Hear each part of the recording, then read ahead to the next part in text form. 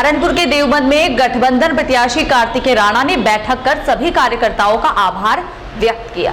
सहारनपुर के देवबंद में मजनूवाला रोड प्रकाश होटल में हार के बाद सपा प्रत्याशी कार्तिकेय राणा ने समीक्षा बैठक की, जहां पत्रकारों से वार्ता करते हुए कार्तिकेय राणा ने बताया कि उत्तर प्रदेश में समाजवादी पार्टी 2022 का चुनाव देवबंद से लड़ी। उसी को लेकर आज पार्टी कार्यकर्ता जिन लोगों ने चुनाव में मेहनत की थी उनके साथ एक समीक्षा मीटिंग की गई है। मीटिंग में सभी लोगों का शुक्रिया अदा किया गया है जिन लोगों ने चुनाव में मेहनत कर उन्हें वोट दिए। उन्होंने कहा कि हमें चुनाव में विधानसभा की जनता का पूरा समर्थन मिला है और उनका हम तहे दिल से शुक्रिया अदा करते हैं। देखिए, मैं पर्सनली ये मानता हूँ कि हमारा दुर्भाग्य है, पूरे देश का दुर्भाग्य है कि 21वीं सदी में सन 2022 में आपको वोट तो आप दे ही रहे हो, वोट के लिए तो काम कर ही हो, पब्लिक में तो आप रह ही रहे हो, साथ ही साथ अपनी वोट की रखवाली के भी प्रत्याशियों को वहाँ रुकना पड़ रहा है। ये देश का दुर्भाग्य है।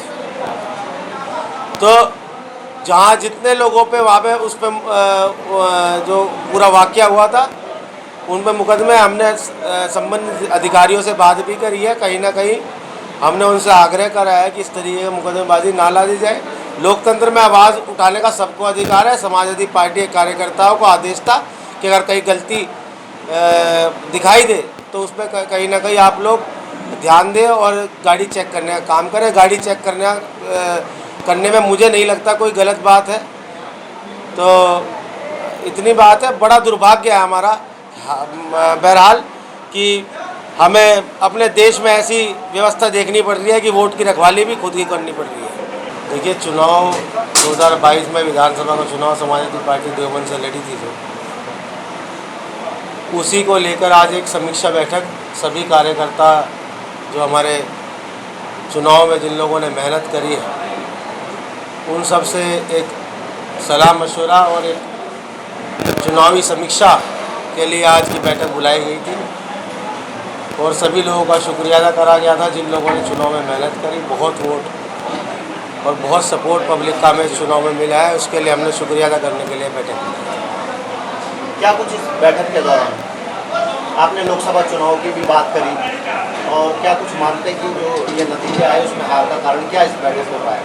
देखिए, उसके लिए जितने भी हमारी जिम्मेदार लोग हैं,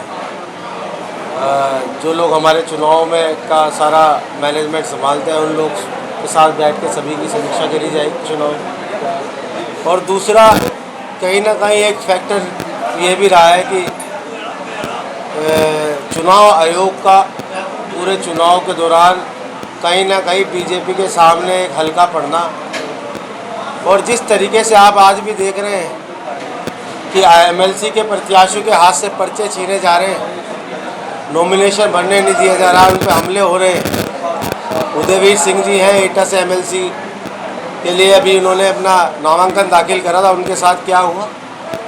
तो इस तरीके की चीज़ें और एक कहीं ना कहीं हमारी सरकारी मशीनरी का और हमारे न्यायपालिका का, चुनाव आयोग का, कहीं ना कहीं बीजेपी के या जो मौजूदा सरकार है केंद्र में उसके दबाव में रहना एक बहुत बड़ा, मुझे लगता है पर्सनली कि एक कारण रहा है। टिको का वोट परसेंटेज पूरे प्रदेश में बढ़ा है और ऐसी बहुत कम सीटें हैं जहाँ पे हम लोग ज़्यादा मार्जिन से हारे हैं। लगभग 100 सीटें ऐसी हैं, 80 से 100 के बीच में ऐसी सीटें हैं जहाँ 300 से 1000 का मार्जिन हमारे पास। तो समाजवादी पार्टी का जनाधार बढ़ा है। ये दुर्भाग्य रहा कि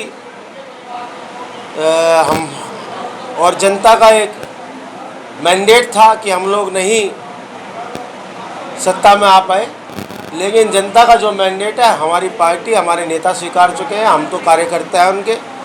हम लोग जनता का आदेश सराखों पर और विपक्ष की भूमिका में रह के 5 साल सक्रियता से समाजवादी पार्टी के लिए काम करा जाएगा।